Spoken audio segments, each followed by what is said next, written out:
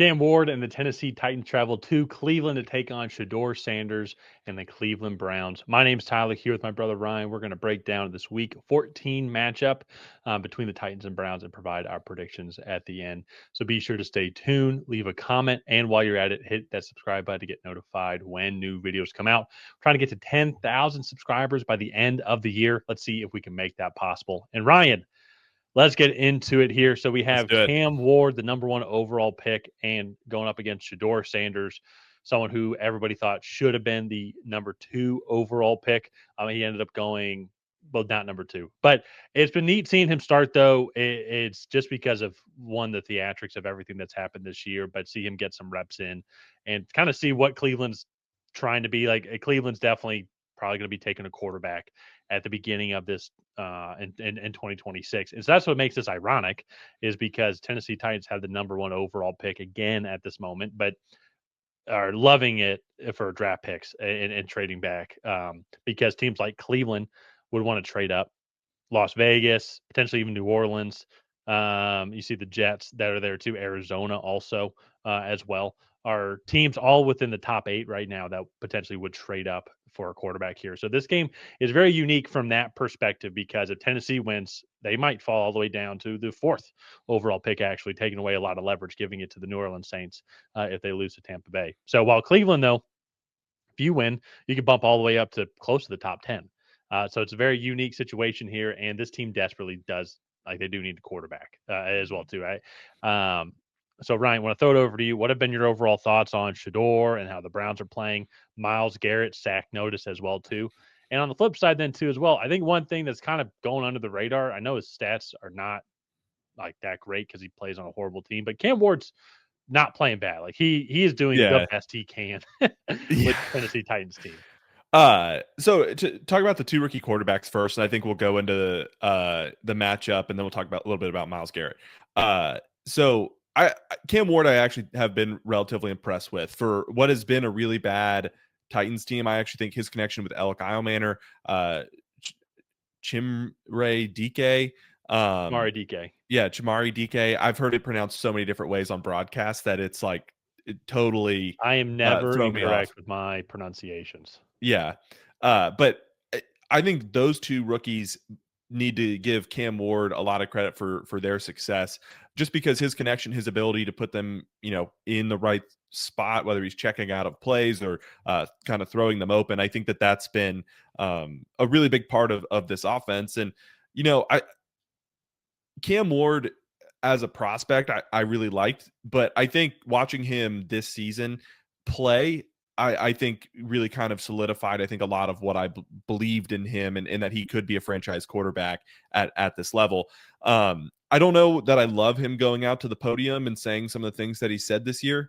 But with that being said, at a certain point, you can't really lie and like go up to the podium and be like, if you say we asked, like, you are 111, like, and your record is what you are. So, I mean, I guess he's not technically incorrect. I just feel like for locker room dynamics, it's probably not the best thing to go out there and say.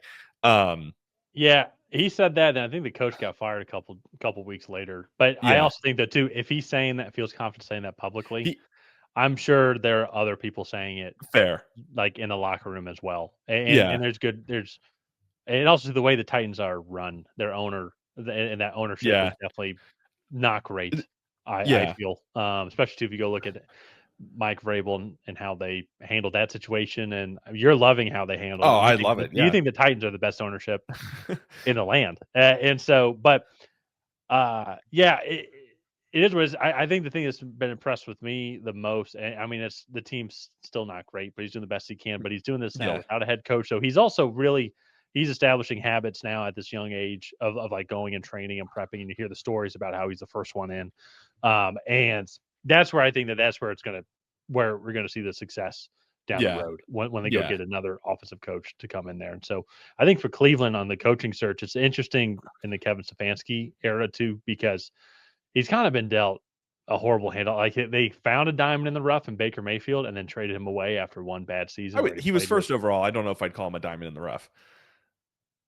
Well, for Cleveland, Cleveland's drafted a lot of first overalls, and they were not diamond in the roughs. So they actually Yeah. find a quarterback that could take you somewhere, and then the way that they've handled everything else and after that too, that's what makes this very interesting with both of these really struggling franchises. I think the thing for me when I look at this game here and how, like, if you're Cam Ward, like, how do you go and game plan?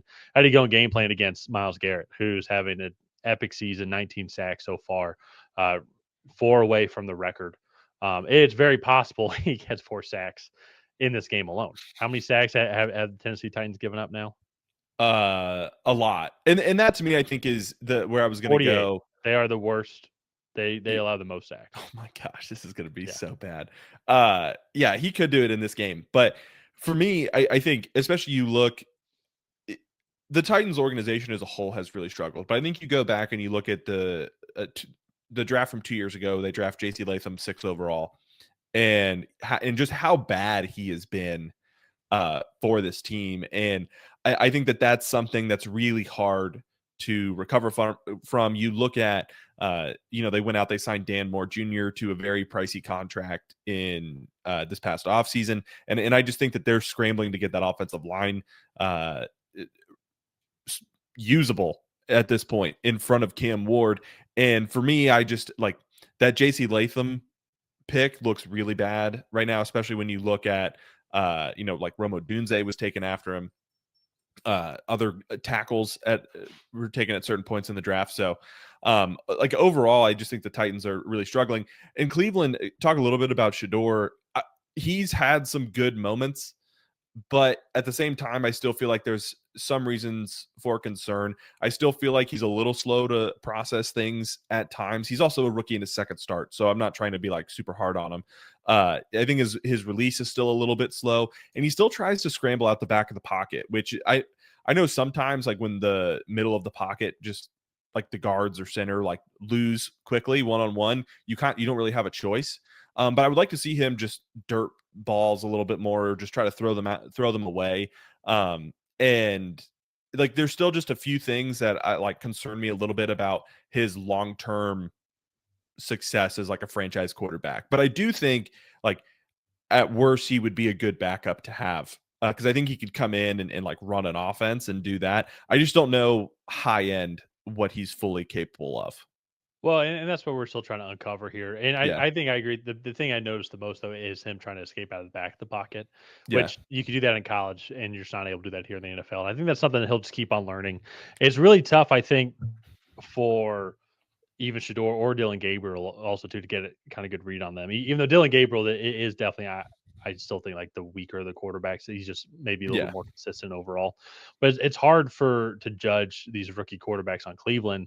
And you can maybe even say this too with Cam Ward, even though, so my point here in a second is I I think the receiving room in Tennessee is already better than the receiving room that they have in Cleveland. It's like Jerry Yeah. Judy was a good, like, he was a thing, but he's not anymore.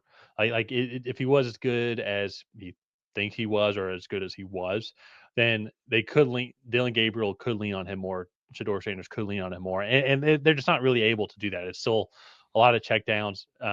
Harold Franden's been a great addition to this team. Quinshon Judkins and Dylan Sampson, who ended up getting hurt, unfortunately, but Quinshon Judkins, though, is a great offensive addition to this team. I think it's tough to really for these young quarterbacks to develop when they have a horrible receiving room. While in Tennessee, though, it's like you got Alec Iomanner who's and Chamari DK, and then you do have guys like Van Jefferson as well too, and that have some speed that they can create a little bit more space here, and Mhm. maybe a little bit more younger and vibrant. I will say they did have Xavier Restrepo, but he unfortunately really hurt his ankle, and so tests are coming out as right now. I haven't checked this recording on what the severity of it is, but being carted off is probably not a good thing. And so that's just where it's really interesting. Just seeing these young quarterbacks just keep on trying to develop in such really horrible situations all around them. So for me, when it comes to like wrapping up this game here, we didn't really talk too much about the game because honestly, who really cares? I'm watching this game to see if Myles Garrett gets 4 Yes, sacks in a game. which is extremely he might have that Yeah. by halftime, if I'm being completely honest. But I am going to go with Cleveland for that reason at home. going to Yeah. have the better defense, even though Tennessee's defense no slouch. But I do think that throughout a 60-minute period, the Browns' running game is eventually going to be able to grind down this Titans defense. Well, I think Cam Ward and company, I think they're going to have a tough time moving the ball. Yeah. No, I agree with that. I'm going with the Browns too, just because I think this defense is going to be extremely dominant. I don't like predicting these types of performances, but I feel like this could be a similar game to what Cleveland did to Miami, where it's a close game, but then there could be some crucial turnovers where Cleveland's able to like get up 31-10, and then just kind of coast out from there. So Yep. overall, I think Cleveland comes out ahead in this one. Yep. So I agree. with that said, let's go ahead. Let's wrap up this video here. If you guys have not already, please go ahead and like and subscribe. That is the best way to help out the channel. While you're down there, leave a comment on who you think is going to come out ahead. Will it be the Tennessee Titans? Will it be the Cleveland Browns? Other than that, we'll see you guys next time.